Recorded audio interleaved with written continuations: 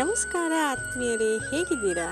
ಇವತ್ತು ನಾನು ಮಕ್ಕಳನ್ನು ಈ ಎರಡು ವಿಚಾರಗಳಿಂದ ದೂರ ಇಟ್ಟರೆ ಉತ್ತಮ ಅಂತ ಹೇಳ್ತಾರೆ ಚಾಣಕ್ಯರು.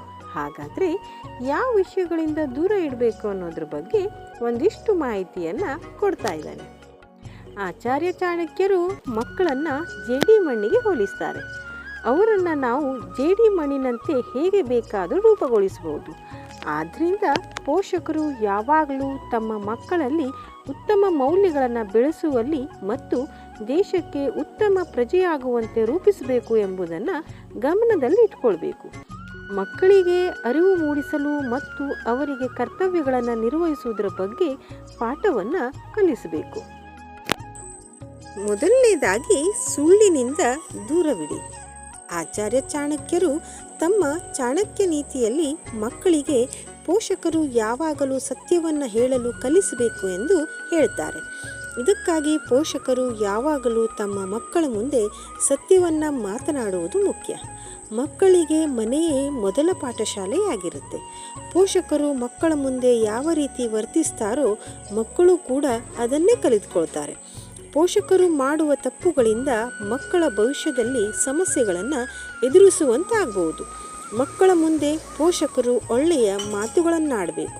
ಅವರಿಗೆ ಸತ್ಯದ ಮಾರ್ಗದಲ್ಲಿ ನಡೆಯುವಂತೆ ಮಾರ್ಗದರ್ಶನ ಮಾಡಬೇಕು ಎಂದು ಚಾಣಕ್ಯರು ತಿಳಿಸ್ತಾರೆ. ಮೊದಲಿನಿಂದಲೂ ಸತ್ಯವನ್ನು ಹೇಳಲು ನಿಮ್ಮ ಮಕ್ಕಳಿಗೆ ಸ್ಫೂರ್ತಿಯನ್ನು ನೀಡಿ. ಎರಡನೇದಾಗಿ ಸೋಮಾರಿತನದಿಂದ ದೂರವಿಡಿ. ಸೋಮಾರಿತನವು ಓರ್ವ ವ್ಯಕ್ತಿಯ ಯಶಸ್ಸಿನ ಮಾರ್ಗಕ್ಕೆ ಅತಿ ದೊಡ್ಡ ಮಾರಕವಾಗಿದೆ ಮತ್ತು ಸೋಮಾರಿತನದಿಂದ ನಾವು ಮಾಡಲು ಹೊರಟ ಅದೆಷ್ಟೋ ಕೆಲಸಗಳು ವಿಫಲತೆಯನ್ನು ಕಾಣುತ್ತೆ.